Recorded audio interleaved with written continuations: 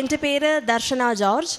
ഞാൻ Kollam Sakthikulangara saint John de Britto ഇടവക അംഗമാണ്. ഞാൻ 2023 ഉടമ്പടി എടുക്കുന്നത്, മാർച്ച് മാസം. ന്യൂസിലൻഡിലോട്ട് പോകാൻ വേണ്ടിയിട്ടാണ് ഞാൻ ആദ്യമായിട്ട് ഉടമ്പടി എടുത്തത്. അപ്പോൾ എനിക്ക് സ്റ്റുഡൻറ്റ് വിസ കിട്ടണം, അതായിരുന്നു എൻ്റെ പ്രൈമറി ആവശ്യം. ഞാൻ കൊച്ചുനാൾ മുതലേ പഠിക്കാൻ അത്യാവശ്യം കുഴപ്പമില്ലാത്തൊരു സ്റ്റുഡൻ്റ് ആയിരുന്നു. സോ അതുകൊണ്ട് തന്നെ ന്യൂസിലൻഡിലെ ടോപ്പ് യൂണിവേഴ്സിറ്റിയിൽ പഠിക്കാനായിരുന്നു എൻ്റെ ഏറ്റവും വലിയ ആഗ്രഹം. അപ്പോൾ ഞാൻ എൻ്റെ ആപ്ലിക്കേഷൻ ന്യൂസിലൻഡിലുള്ള ടോപ്പ് യൂണിവേഴ്സിറ്റിയായ ഓക്ലൻഡ് യൂണിവേഴ്സിറ്റി ഓഫ് ടെക്നോളജിയിലാണ് ഞാൻ അപ്ലൈ ചെയ്തത്. എൻ്റെ masters degree, masters of information technology, project management. എനിക്ക് അവിടെ അമ്മ മാതാവ് എനിക്ക് വലിയ അനുഗ്രഹം തന്നു. അതായത് അവിടെ എനിക്ക് നല്ലൊരു അഡ്മിഷൻ തന്ന് എനിക്കെല്ലാം ശരിയാക്കി തന്നു മാതാവ്. ഒരു കുഴപ്പമില്ലാതെ എനിക്ക് കറക്റ്റ് സമയത്ത് തന്നെ എനിക്ക് സ്റ്റുഡൻറ്റ് വിസ തന്ന് മാതാവ് എന്നെ അനുഗ്രഹിച്ചു. എനിക്ക് ഈ വർഷം തന്നെ എൻ്റെ മാസ്റ്റേഴ്സ് ഡിഗ്രി എനിക്ക് കംപ്ലീറ്റ് ചെയ്യാൻ സാധിച്ചു. എനിക്ക് നല്ല മാർക്കോടുകൂടെയാണ് മാതാവ് എനിക്ക് എൻ്റെ ഡിഗ്രി സർട്ടിഫിക്കറ്റ് എൻ്റെ കയ്യിലോട്ട് തന്നത്. എല്ലാ ആപ്ലിക്കേഷൻ സബ്മിറ്റ് ചെയ്യുന്ന സമയത്തും എൻ്റെ കയ്യിൽ കാശ് രൂപം ഉണ്ടായിരുന്നു. കാശ് രൂപം വെച്ച് പ്രാർത്ഥിച്ചിട്ടാണ് ഏതൊരു അസൈൻമെൻറ്റ് ഞാൻ സബ്മിറ്റ് ചെയ്തത്. എല്ലാ അസൈൻമെൻറ്റിനും എനിക്ക് നല്ല മാർക്കോട് തന്നെയാണ് മാതാവ് എനിക്ക് കംപ്ലീഷൻ തന്നത്. ലാസ്റ്റ് സെമസ്റ്ററിന് എനിക്കൊരു റിസർച്ച് പ്രൊജക്റ്റ് സബ്മിറ്റ് ചെയ്യാനുണ്ടായിരുന്നു. റിസർച്ച് പ്രൊജക്റ്റ് എനിക്ക് അത്യാവശ്യം നല്ല പാടായിരുന്നു. കാരണം ഞാൻ വർക്ക് ചെയ്യാത്ത ഒരു മേഖലയിലാണ് ഞാൻ റിസർച്ച് പ്രൊജക്റ്റ് ചെയ്തത്, ഡെവോപ്സിൽ. എനിക്ക് ഡെവോപ്സിൽ ഒരു മുൻ എക്സ്പീരിയൻസും ഇല്ല, കാരണം ഞാൻ വർക്ക് ചെയ്തത് മൊത്തം ക്ലൗഡിലാണ്. അപ്പോൾ എനിക്ക് ചെയ്തുകൊണ്ടിരുന്ന സമയത്തൊക്കെ ആയാലും ചില കാര്യങ്ങളൊന്നും എനിക്ക് മനസ്സിലാവുന്നില്ല. അപ്പോൾ എൻ്റെ സൂപ്പർവൈസറിൻ്റെ അടുത്ത് ഞാൻ ചോദിക്കുമെങ്കിൽ പോലും എനിക്ക് കറക്റ്റായിട്ടുള്ളൊരു ഗൈഡൻസ് ഒന്നും എൻ്റെ റിസർച്ച് പ്രൊജക്റ്റിൽ എനിക്ക് ഉണ്ടായിരുന്നില്ല. അപ്പോഴും ഞാൻ വിശ്വസിച്ചിരുന്നത് മാതാവ് എന്നെ കാത്തോളും, എനിക്ക് നല്ല മാർക്ക് തിരുക്കുമാറിൻ്റെ നിന്ന് എനിക്ക് മേടിച്ചു തരും എന്ന് എനിക്കുണ്ടായിരുന്നു. അങ്ങനെ ഇരിക്കെ ഞാൻ റിസർച്ചിൻ്റെ ഒരു ഫൈനൽ ഡേറ്റ് നമുക്ക് വന്നു. അപ്പോഴും ഞാൻ റിപ്പോർട്ടൊന്നും ഞാൻ ചെയ്തു പോലും തുടങ്ങിയിട്ടുണ്ടായിരുന്നില്ല. അത്രയും നാൾ ഡേറ്റ കളക്ഷൻ, നമ്മൾ സൂപ്പർവൈസറിൻ്റെ അടുത്ത് ഒരു കാര്യം ചെയ്തുകൊണ്ട് പോകുമ്പോൾ ലാസ്റ്റ് നിമിഷം ഇതാ. അപ്പം ഒരു സ്ഥിരതയില്ലായിരുന്നു ഞാൻ ചെയ്തതിനൊന്നും. അപ്പോൾ റിസർച്ച് പ്രൊജക്റ്റ് സബ്മിറ്റ് ചെയ്യാനുള്ള ഫൈനൽ ഡേറ്റ് വന്നു. ഞാൻ പയ്യെ ചെയ്തു തുടങ്ങിയ സമയത്ത് എൻ്റെ ലാസ്റ്റ് ഡേറ്റ് എത്തി. അന്ന് ഞാൻ സബ്മിറ്റ് ചെയ്തുകൊണ്ടിരിക്കുന്ന സമയത്ത് എൻ്റെ ലാസ്റ്റ് ഒരു റിസൾട്ട്സ് അനാലിസിസ് എന്നൊരു സാധനമുണ്ട്. അതിലാണ് നമ്മൾ ഇത്രയും നാൾ റിസർച്ച് ചെയ്തത് നമ്മൾ ആഡ് ചെയ്യേണ്ട ടേബിൾ. ഞാൻ ചെയ്തുകൊണ്ടിരുന്ന സമയത്ത് എൻ്റെ കൈതട്ടിയാണോ എനിക്കറിയില്ല, ആ ടേബിൾ കംപ്ലീറ്റ് ആയിട്ട് അങ്ങ് ഡിലീറ്റായിപ്പോയി. അതായത് എൻ്റെ മാർക്ക് മൊത്തവും ആ ടേബിളിൻ്റെ അകത്താണ്. അപ്പോൾ എനിക്ക് ഭയങ്കരമായിട്ട് അങ്ങ് വിഷമമായി. ഞാനിങ്ങനെ തീർന്നു, എൻ്റെ ഈ മാസ്റ്റേഴ്സ് ഡിഗ്രി എനിക്കിനി കിട്ടില്ല. കാരണം എന്താണെന്ന് വെച്ച് കഴിഞ്ഞാൽ ആ റിസൾട്ടാണ് എൻ്റെ മാർക്ക്. അപ്പം ഞാനിങ്ങനെ ഭയങ്കരമായിട്ട് വിഷമിച്ചു. എൻ്റെ അടുത്ത് എൻ്റെ സുഹൃത്തുക്കളുണ്ടായിരുന്നു. അപ്പോൾ ഞാൻ അവരുടെ അടുത്ത് പറഞ്ഞ് ഞാൻ പൊട്ടി. കാരണം എന്ന് വെച്ച് കഴിഞ്ഞാൽ എൻ്റെ റിസൾട്ട് പോയി. എൻ്റെ കയ്യിൽ ബാക്കപ്പ് ഒന്നും ഞാൻ എടുത്തു വെച്ചിട്ടില്ല. കാരണം ഇപ്പോഴാണ് ഞാൻ എഡിറ്റ്. കാരണം ഇനി ഒരു 15-20 മിനിറ്റ് ഞങ്ങളുടെ മുന്നിൽ ഉണ്ടായിരുന്നുള്ളൂ. അപ്പോൾ എൻ്റെ കൂടെ എൻ്റെ സുഹൃത്തും ഉണ്ടായിരുന്നു. അപ്പോൾ ഞാനിങ്ങനെ വളരെ വിഷമത്തോടെ ഇരുന്ന സമയത്ത് എൻ്റെ കയ്യിൽ, അപ്പം ഞാൻ എന്നും എൻ്റെ ലാപ്ടോപ്പിൽ തൈലം തേച്ച് പ്രാർത്ഥിക്കും. അപ്പോൾ അതിൻ്റെ ഫലമായിട്ടാണ് ഞാൻ ഉറച്ചു വിശ്വസിക്കുന്നു. എൻ്റെ ലാപ്ടോപ്പിൻ്റെ സ്ക്രീൻ തനിയെ ഇങ്ങനെ പൊങ്ങിപ്പോവാണ്. അപ്പം എനിക്കത് ഭയങ്കരമായിട്ട് ഇങ്ങനെ അതിശയം തോന്നി. കാരണം എൻ്റെ കൈ ആ കീപാഡിലില്ല, എൻ്റെ ലാപ്ടോപ്പ് ടച്ചാണ്. അപ്പോൾ എൻ്റെ കൈ ആ ലാപ്ടോപ്പിൻ്റെ ടച്ച് സ്ക്രീനിലില്ല. പക്ഷേ ഞാൻ കണ്ടുകൊണ്ടിരിക്കുന്നു, എൻ്റെ സുഹൃത്തും കണ്ടുകൊണ്ടിരിക്കുവാണ്. എൻ്റെ ലാപ്ടോപ്പിൻ്റെ സ്ക്രീൻ തനിയെ ഇങ്ങനെ മുകളിലോട്ട് പോകുന്നു. അപ്പം ഞാനിങ്ങനെ ഞെട്ടി. ഞാൻ വിചാരിച്ചത് എന്തോ എൻ്റെ ലാപ്ടോപ്പ് ചീത്തയെന്നാണ് ഞാൻ ആദ്യം വിചാരിച്ചത്. പിന്നെ ഞാൻ താഴോട്ടിങ്ങനെ കുറച്ച് സ്ക്രോൾ ചെയ്ത് ആ ലാപ്ടോപ്പിൻ്റെ സ്ക്രീൻ നിന്നു. ഞാൻ താഴോട്ടൊന്ന് ജസ്റ്റ് സ്ക്രോൾ ചെയ്ത് നോക്കിയപ്പം എന്താണ് ഞാൻ ഡിലീറ്റായി പോയെന്ന് ഞങ്ങളെല്ലാവരും കണ്ടത്, അത് തിരിച്ച് വന്ന് കിടക്കുന്നു. അപ്പം ഞാൻ ഉറച്ച് വിശ്വസിക്കുന്നു അതിൻ്റെ മാതാവ് എനിക്ക് ലാസ്റ്റ് നിമിഷം എനിക്ക് തന്ന ഒരു ഗിഫ്റ്റായിട്ടാണ് ഞാനത് മനസ്സിലാക്കുന്നത്. ഇതെൻ്റെ ആദ്യത്തെ സാക്ഷ്യം. രണ്ടാമത്തെ സാക്ഷ്യം എന്ന് പറയുന്നത്, ഇപ്പം ന്യൂസിലൻഡിൽ ഭയങ്കരമായിട്ടുള്ള റിസഷൻ വന്നിരിക്കുന്ന ഒരു സമയത്താണ്. അപ്പം എല്ലാവരും എൻ്റെ അടുത്ത് പറഞ്ഞു ഞാൻ ന്യൂസിലൻഡിൽ പോയത് ഒരു മോശം സമയത്താണ്. കാരണം ഞാൻ ഇവിടെ വർക്ക് ചെയ്തുകൊണ്ടിരുന്നത് ഓറക്കിളിലാണ്. ഓറക്കിളിലെ ക്ലൗഡ് എഞ്ചിനീയറായിട്ടാണ് ഞാൻ വർക്ക് ചെയ്തുകൊണ്ടിരുന്നത്. അപ്പം ഞാൻ വളരെ വലിയൊരു ഡിസിഷനാണ് ഞാൻ അവിടെ എടുത്തത്. ഇത്രയും നല്ലൊരു ജോലി കളഞ്ഞിട്ട് ഞാൻ ന്യൂസിലൻഡിൽ പോകുന്നത് ഒരു നല്ലൊരു തീരുമാനമാണോ എന്നൊക്കെ എനിക്ക് എപ്പോഴും ഒരു ചോദ്യം വന്നിട്ടുണ്ടായിരുന്നു. പക്ഷേ എന്നാലും ഞാൻ റിസ്ക് എടുത്ത് ഞാൻ ന്യൂസിലൻഡിൽ പോയി. അപ്പോഴും എല്ലാവരും ഇങ്ങനെ എൻ്റെ അടുത്ത് പറഞ്ഞു ജോലി കിട്ടാൻ ചാൻസ് വളരെ കുറവാണ്, ചെയ്യുന്ന ഡിസിഷൻ ഒന്നുകൂടെ ആലോചിക്കണം എന്നൊക്കെ. അപ്പം ഞാനിങ്ങനെ ഭയങ്കരമായിട്ട് വിഷമിച്ച സമയത്ത് ഞാൻ എന്നും വൈകുന്നേരം ഞാൻ മാതാവിൻ്റെ അടുത്ത് ഞാൻ കമ്മ്യൂണിക്കേറ്റ് ചെയ്യും മാതാവുമായിട്ട്. ഞാൻ പറഞ്ഞു, മാതാവേ, ഞാൻ വന്നത് തെറ്റായിപ്പോയോ, ഇതെൻ്റെ രാജ്യമല്ലേ എന്ന് ഞാനിങ്ങനെ എപ്പോഴും ചോദിക്കും. അപ്പം എൻ്റെ ഹസ്ബൻഡാണെങ്കിൽ എപ്പോഴും പറയും, അങ്ങനെ ചിന്തിക്കരുത്, ഇവിടെ നമ്മൾ വന്നതിനൊരു പേർപ്പസ് ഉണ്ട്. ആ പേർപ്പസ് എന്തായാലും മാതാവാണ് നമ്മളെ കൊണ്ടുവന്നത്, അതാണ് നമ്മുടെ പേർപ്പസ്. സോ അതെന്തായാലും നമുക്ക് മാതാവ് കറക്റ്റായിട്ട് എന്നെ തരും എന്ന് പറഞ്ഞു. അപ്പോൾ എല്ലാ ദിവസവും ഞാൻ ലിങ്ക്ഡിൻ എന്നൊരു ആപ്ലിക്കേഷനുണ്ട്, നമ്മൾ വർക്ക് ചെയ്യുന്നവർക്കൊക്കെ അറിയാം. ആ ആപ്ലിക്കേഷൻ വഴിയാണ് അവിടെ എല്ലാം നമ്മൾ ജോലി ഇങ്ങനെ നമ്മൾ അപ്ലൈ ചെയ്യുന്നത്. ചെയ്യുന്ന എല്ലാ സബ്മിഷനിലും ഞാൻ എണ്ണ വച്ച് കുരിശ് വരയ്ക്കും എൻ്റെ ലാപ്ടോപ്പിൽ. എൻ്റെ മനസ്സിൽ കൊണ്ട് ഞാൻ പ്രാർത്ഥിക്കും, മാതാവേ, ഇതെനിക്കുള്ള ജോലി ആയിരിക്കണേ എന്ന്. ആദ്യത്തെ 2 എണ്ണമൊക്കെ റിജക്ഷൻ വന്നു. റിജക്ഷൻ വന്ന സമയത്ത് എനിക്ക് ഭയങ്കരമായിട്ട് വിഷമമായി. കാരണം വെച്ച് കഴിഞ്ഞാൽ ഇനി മൊത്തവും ഇത് തന്നെ ആയിരിക്കുമോ എന്നെനിക്കൊരു പേടിയുണ്ടായിരുന്നു. അങ്ങനെ ഇരിക്കെ ഞാൻ എന്നും എൻ്റെ ലാപ്ടോപ്പിൽ കുരിശ് വരച്ച് പ്രാർത്ഥിക്കുന്നതിൻ്റെ അടയാളമായിട്ട് ഞാൻ ഒരു ദിവസം ഞാൻ വർക്ക് ചെയ്തുകൊണ്ടിരുന്ന ഒരു പോസ്റ്റ് തന്നെ ഒരു ആഡ് വന്നു. അപ്പം അത് വന്നപ്പോൾ ഞാൻ ആ കമ്പനിയിലുള്ള വേറൊരു ആളുമായിട്ട് ലിങ്ക്ഡിൻ വഴി കമ്മ്യൂണിക്കേറ്റ് ചെയ്തപ്പം അയാൾ എൻ്റെ അടുത്ത് പറഞ്ഞു, ജസ്റ്റ് ഒന്ന് ആപ്ലിക്കേഷൻ ഇട്ട് നോക്കുക എന്ന് പറഞ്ഞു.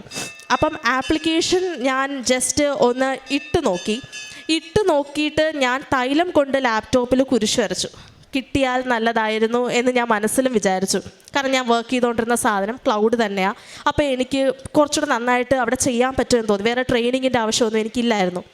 അപ്പം അങ്ങനെ ഇരിക്കെ അന്ന് വൈകുന്നേരം ആ കമ്പനിയിലെ ഹെഡായിട്ടുള്ള ഒരാൾ എന്നെ കോണ്ടാക്ട് ചെയ്തിട്ട് എൻ്റെ അടുത്ത് പറഞ്ഞു, ഞങ്ങൾക്ക് പെട്ടെന്നൊരു പ്രൊജക്റ്റ് റിക്വയർമെൻ്റ് ഉണ്ട്, ഇന്ന കാര്യങ്ങളിൽ ഇയാൾക്ക് വർക്ക് എക്സ്പീരിയൻസ് ഉണ്ടോ എന്ന് ചോദിച്ചു. ഞാൻ പറഞ്ഞു, എനിക്ക് വർക്ക് എക്സ്പീരിയൻസ് ഉണ്ട്, പക്ഷേ എന്നാൽ കൂടിയും എനിക്ക് കാര്യങ്ങളൊക്കെ മറന്നുപോയി എൻ്റെ മനസ്സിൽ നിന്ന്. അപ്പം ഞാൻ എന്നാലും വളരെ കോൺഫിഡൻറ്റോടെ ഞാൻ പറഞ്ഞു, എനിക്ക് എല്ലാത്തിനും വർക്ക് എക്സ്പീരിയൻസ് ഉണ്ട്, എനിക്ക് കുഴപ്പമില്ല, ഞാൻ നന്നായിട്ട് ചെയ്തോളാം എന്നൊക്കെ ഞാൻ പറഞ്ഞു. അപ്പം അവരെന്നോട് പറഞ്ഞു, ഞങ്ങൾക്ക് പ്രൊസീഡ് ചെയ്യാം, ഞങ്ങൾ ജസ്റ്റ് ഒന്ന് ആലോചിക്കട്ടെ, ഇൻ്റർവ്യൂ ഉണ്ടെങ്കിൽ ഞങ്ങൾ അറിയിക്കാമെന്ന് പറഞ്ഞു. അപ്പോൾ ഞാൻ ഇൻ്റർവ്യൂ പ്രതീക്ഷിക്കുന്നില്ല, കാരണം വലിയ പ്രതീക്ഷയോടൊന്നും അല്ലായിരുന്നു ആ സാർ സംസാരിച്ചത് എന്നോട്. അപ്പം ഞാൻ വരത്തില്ല എന്ന് പ്രതീക്ഷിച്ച എൻ്റെ പഴയ റൊട്ടീൻ തന്നെ ഞാൻ ഫോളോ ചെയ്തുകൊണ്ടിരുന്നു. പ്രാർത്ഥിക്കും, അമ്മയായാലും ജപമാല ചൊല്ലും, കൂടെ ഇരിക്കും, അത്രയൊക്കെ തന്നെ ഉണ്ടായിരുന്നുള്ളൂ. പിന്നെ ഒരു ഹോപ്പ് എനിക്ക് നഷ്ടപ്പെട്ടു തുടങ്ങിയിരുന്നു ആ ഒരു സമയത്ത്. അപ്പോൾ അടുത്ത ദിവസം തന്നെ എന്നോട് വിളിച്ചിട്ട് ചോദിച്ചു, നാളെ ഫ്രീ ആയിരിക്കുമോ, നാളെ ഇൻ്റർവ്യൂ വയ്ക്കാൻ വേണ്ടിയിട്ടായിരിക്കുന്നുവെന്ന്. അപ്പം എനിക്ക് പഠിച്ചതൊന്നും എനിക്ക് ഓർമ്മയില്ല. എൻ്റെ കയ്യിൽ ഞാൻ ചെയ്തുകൊണ്ടിരുന്നൊരു ബുക്കുണ്ട്, അതിനകത്തെല്ലാം ഞാൻ നോട്ട് ചെയ്യുമായിരുന്നു. ആ ബുക്ക് എൻ്റെ നാട്ടിലായിരുന്നു. അപ്പം എനിക്ക് ഒന്നും ഒരു ബാക്കപ്പ് ഇല്ല, ജസ്റ്റ് ഒന്ന് റിവൈസ് ചെയ്യാൻ പോലും. അപ്പോൾ ഞാൻ മാതാവിൻ്റെ കാശുരൂപം എൻ്റെ കയ്യിലെടുത്ത്, മാതാവേ എന്നെ കൈവിടല്ലേ, കാരണം ഇതെനിക്ക് അറിയാവുന്നൊരു ഫീൽഡാണ്, എനിക്ക് എന്തെങ്കിലുമൊക്കെ ഒന്ന് ഓർമ്മ തന്നാൽ മതി എന്ന് ഞാൻ മാതാവിൻ്റെ അടുത്ത് ഇങ്ങനെ കാശുരൂപം പിടിച്ച് ഞാൻ പ്രാർത്ഥിച്ചു. രാവിലെ 10 മണിക്കായിരുന്നു എൻ്റെ ഇൻ്റർവ്യൂ. അപ്പം ഒരു 7 മണിയായപ്പോൾ തന്നെ ഞാൻ എഴുന്നേറ്റു. വലിയ പ്രിപ്പറേഷൻ ഒന്നും എനിക്കില്ല, കാരണം എനിക്ക് എൻ്റെ ആപ്ലിക്കേഷൻ ഇല്ല ഒന്ന് ചെയ്തു നോക്കാൻ. കാരണം നമ്മൾ എക്സ്പീരിയൻസ്ഡ് ആയിട്ടുള്ള ആൾക്കാർക്ക് അറിയാം, നമുക്ക് ചെയ്തു നോക്കിയില്ലെങ്കിൽ നമുക്ക് തിയറി ബേസ് ചെയ്തൊന്നും നമുക്ക് ഇൻ്റർവ്യൂ ക്രാക്ക് ചെയ്യാൻ പറ്റില്ല. അപ്പം എനിക്കറിയാവുന്ന കുറച്ച് യൂട്യൂബ് ട്യൂട്ടോറിയൽസ് മാത്രം ഞാൻ കണ്ടു, പക്ഷെ ഒന്നും അല്ല. അപ്പോഴത്തേക്കും ഞാൻ വളരെയധികം വിഷമിച്ചു. എന്നിട്ട് ഞാൻ മാതാവിൻ്റെ അടുത്ത് പറഞ്ഞു, മാതാവേ എനിക്ക് തരുമെങ്കിൽ തരണം, എനിക്ക് നന്നായിട്ട് എനിക്ക് ചെയ്യാൻ പറ്റുന്നൊരു ഫീൽഡ് ഇതാണ്, കാരണം ഇവിടെയാണ് എൻ്റെ കോൺഫിഡൻസ് എല്ലാം കിടക്കുന്നത്. ഞാൻ രാവിലെ 10 മണിക്ക് റെഡിയായി. അപ്പോഴേക്കും അമ്മ എൻ്റെ കയ്യിൽ തൈലവും ഉപ്പും കൊണ്ട് തന്നു. ഞാൻ തൈലം വെച്ച് നെറ്റിയിൽ കുരിശ് വരച്ചു, ഉപ്പെടുത്ത് ഞാൻ വിഴുങ്ങി നാവിൽ വെച്ചു.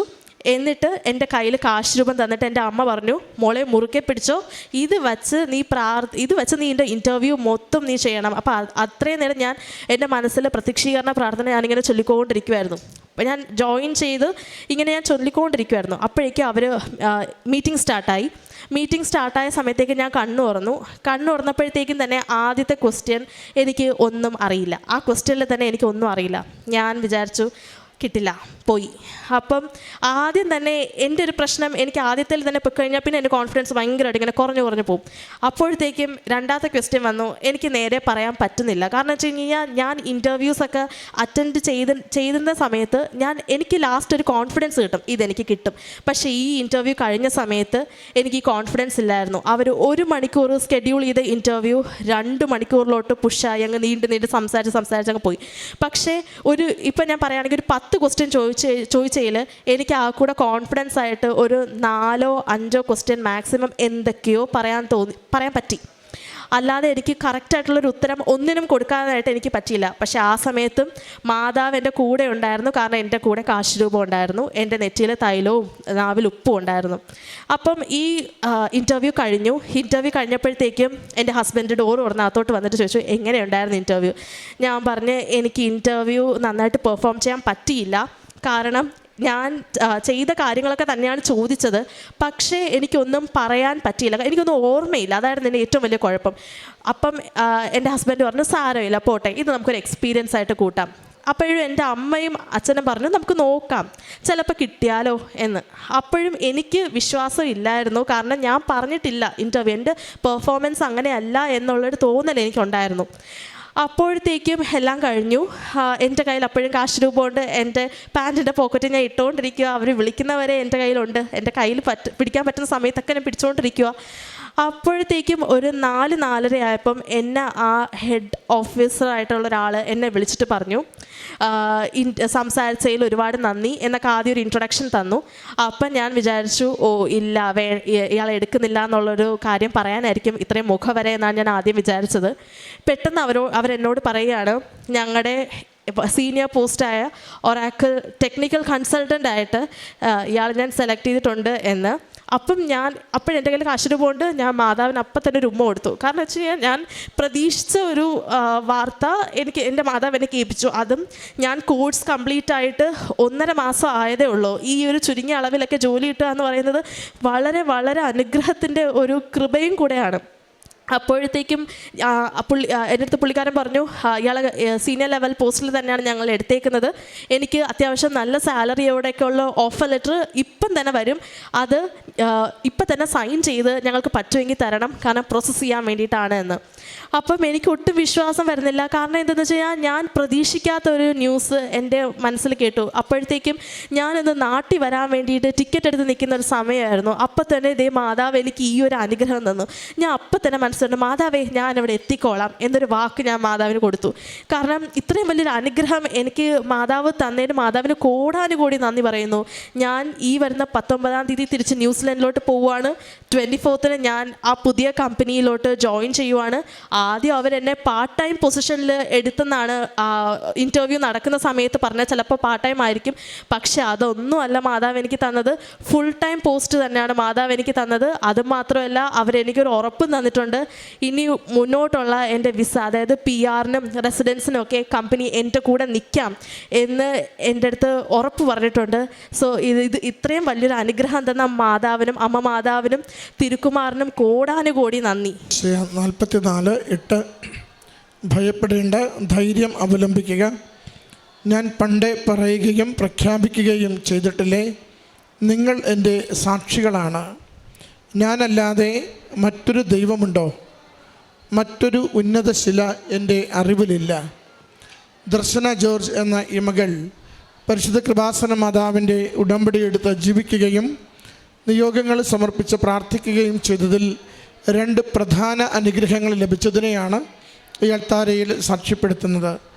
ആദ്യത്തേത്, മകളുടെ പഠനത്തിൻ്റെ അവസാന നിമിഷങ്ങളിൽ ഏതാണ്ട് 15 മിനിറ്റ് മാത്രം ആ ഫൈനൽ പ്രോജക്റ്റ് പേപ്പർ സബ്മിറ്റ് ചെയ്യുവാനായി അവശേഷിക്കുമ്പോൾ അതിൻ്റെ അനാലിസിസ്, അതിൻ്റെ റിസൾട്ടുകൾ അത് ഡിലീറ്റായി പോവുകയും അത്ര പെട്ടെന്ന് അത് എഴുതി കണ്ടെത്തുവാനോ നോക്കി എടുക്കുവാനോ പറ്റാത്ത വിധം വളരെ മാസങ്ങളെടുത്ത് ചെയ്തൊരു പ്രോജക്റ്റിൻ്റെ അതിൻ്റെ റിസൾട്ടും അനാലിസിസും നഷ്ടപ്പെട്ടതിൻ്റെ വലിയ വിഷമത്തിൽ പരിശുദ്ധ മാതാവിനെ വിളിച്ച് പ്രാർത്ഥിക്കുമ്പോൾ അത് ആ ലാപ്ടോപ്പിൽ നിന്ന് തന്നെ കണ്ടെത്തുവാനായിട്ട് അമ്മ മാതാവ് മകളെ സഹായിച്ചത്. മകൾ പറയുന്നുണ്ട്, ലാപ്ടോപ്പിൻ്റെ സ്ക്രീൻ മുകളിലോട്ട് തന്നെത്താനെ കയറിപ്പോകുന്നത് കാണുന്നുവെന്നും അങ്ങനെ കൂടെ ഇരിക്കുന്നവർ ആ അനാലിസിസ് മറ്റൊരിടത്ത് കണ്ടെത്തുകയും അത് ശരിയായി പ്ലേസ് ചെയ്തുകൊണ്ട് അത് സബ്മിറ്റ് ചെയ്യുവാൻ സാധിച്ചു. അങ്ങനെ ആ പഠന പ്രക്രിയ വേഗത്തിൽ സമയത്ത് തന്നെ പൂർത്തീകരിക്കുവാൻ അമ്മ മാതാവ് സഹായിച്ചുവെന്ന്. അപകട സമയങ്ങളിൽ എപ്പോഴും ആശ്രയം പരിശുദ്ധ കൃപാസന മാതാവാണ്.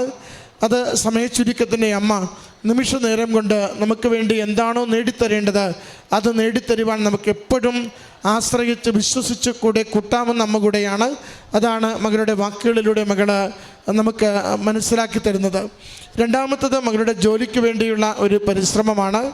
അവിചാരിതമായി വന്ന ഒരു ഇൻ്റർവ്യൂ, അതങ്ങനെ വലിയ പ്രതീക്ഷയൊന്നും മകളതിൽ വെച്ചിട്ടില്ല. മുൻപ് ചെയ്തിരുന്ന ഒരു കമ്പനിയുടെ ക്ലൗഡിലുള്ള ഒരു മോഡൽ ആയതുകൊണ്ട് അത് കുറേ കൂടി ഹാൻഡി ആവും, എക്സ്പീരിയൻസ്ഡ് ആയതുകൊണ്ട് അത് ഈസി ആകും എന്ന് കരുതിയാണ് ആ ഇൻ്റർവ്യൂവിന് വേണ്ടി മകളെ തയ്യാറെടുക്കുന്നത്. പക്ഷേ ഇൻ്റർവ്യൂ വരുമെന്ന് പ്രതീക്ഷിച്ചില്ല, അതുകൊണ്ട് അതിനു വേണ്ടി ഒരുങ്ങിയില്ല. അത് ഒരു ദിവസം മുമ്പ് അറിയിക്കുമ്പോൾ വായിച്ചു നോക്കുവാനുള്ള മെറ്റീരിയലൊന്നും കയ്യിലില്ല. അങ്ങനെ ശരിക്കും നിസ്സഹായമായി പോകുന്ന ഒരവസ്ഥ. അത് മകൾ പറയുന്ന വാക്കുകൾ മുഴുവനും not by merit but by grace എന്നത് മാത്രമാണ്. തൻ്റെ കഴിവ് കൊണ്ടല്ല, തൻ്റെ ഓർമ്മ കൊണ്ടല്ല, താൻ അത്ര നാളും പഠിച്ചതിൻ്റെ മികവ് കൊണ്ടല്ല, മറിച്ച് ആ ചോദ്യങ്ങൾ ഓരോന്നും തിരികെ റിപ്ലൈ ചെയ്യുമ്പോൾ അത് ഒരുപക്ഷെ തനിക്ക് തന്നെ തൃപ്തിയാകുന്ന വിധത്തിൽ പറയുവാൻ സാധിക്കുന്നില്ല എന്നറിയാം. എങ്കിലും അമ്മ മാതാവ് കൈവിടാതെ കരം പിടിച്ചു. മകള് ആ പരീക്ഷയുടെ ലാപ്ടോപ്പിൻ്റെ നമ്മുടെ ഈ പ്രോജക്റ്റ് സമർപ്പിക്കുന്ന സമയത്തും ഈ ഇൻ്റർവ്യൂ പങ്കെടുക്കുമ്പോഴും അവൾ പറയുന്നുണ്ട്, തൈലം പൂശി ഒരു നുള്ളുപ്പെടുത്ത് നാവിൽ വെച്ച് അതോടൊപ്പം ഉടമ്പടി കാശ്രൂപം കരത്തിൽ ചേർത്ത് പിടിച്ച് അമ്മയിൽ ശരണപ്പെട്ട് പരിശുദ്ധമ്മയിൽ ആശ്രയിച്ച് അമ്മയ്ക്കെല്ലാം ഉടമപ്പെടുത്തിക്കൊണ്ട് അമ്മ മാതാവ് സഹായിക്കണമെന്ന പ്രത്യാശയോടുകൂടിയാണ് ഓരോ കാര്യവും ചെയ്തുകൊണ്ടിരുന്നത്.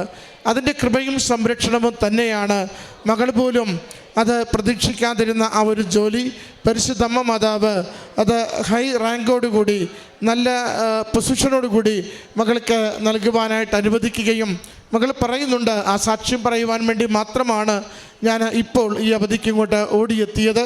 കാരണം അത് അല്ലെങ്കിൽ അല്പം കൂടി നീട്ടിയെടുക്കാവുന്ന, അല്പം കഴിഞ്ഞ് വരാവുന്ന ഒരവധിയായിരുന്നു.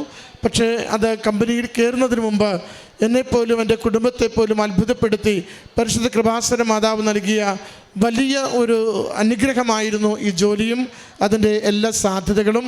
അതിന് അമ്മ മാതാവിനൊരായിരം നന്ദി പറയുവാൻ മകൾ ഓടിയെത്തിയിരിക്കുന്നു. പ്രിയമുള്ളവരെ, സമയച്ചുരുക്കത്തിൻ്റെ അമ്മ, അസാധ്യതകളെ സാധ്യതകളാക്കി തരുന്ന അമ്മ, കൂടെ വന്ന് കൂടെ ഇരുന്ന് നമുക്കെന്താണോ ആവശ്യമുള്ളത് അവ നേടിത്തരുന്ന അമ്മയുടെ സാക്ഷ്യമാണ് ഈ മകൾ പങ്കുവയ്ക്കുന്നത്. മകൾക്ക് ലഭിച്ച എല്ലാ അനുഗ്രഹങ്ങൾക്കും അമ്മ മാതാവിനും തിരുക്കുമാരനും നന്ദി പറഞ്ഞുകൊണ്ട് കരങ്ങളടിച്ച് ഈ സാക്ഷ്യം സമർപ്പിക്കാം. അത്യപൂർവ ദൈവാനുഭവങ്ങൾ ഇനി നിങ്ങൾക്കും സ്വന്തം. ഈ യൂട്യൂബ് ചാനൽ ഇതുവരെ സബ്സ്ക്രൈബ് ചെയ്തിട്ടില്ലെങ്കിൽ ഇപ്പോൾ തന്നെ സബ്സ്ക്രൈബ് ചെയ്യുക. ഈ വീഡിയോ ഇപ്പോൾ തന്നെ നിങ്ങളുടെ സുഹൃത്തുക്കൾക്ക് ഷെയർ ചെയ്തുകൊണ്ട് കർത്താവിൻ്റെ പ്രേക്ഷിതരാകുക.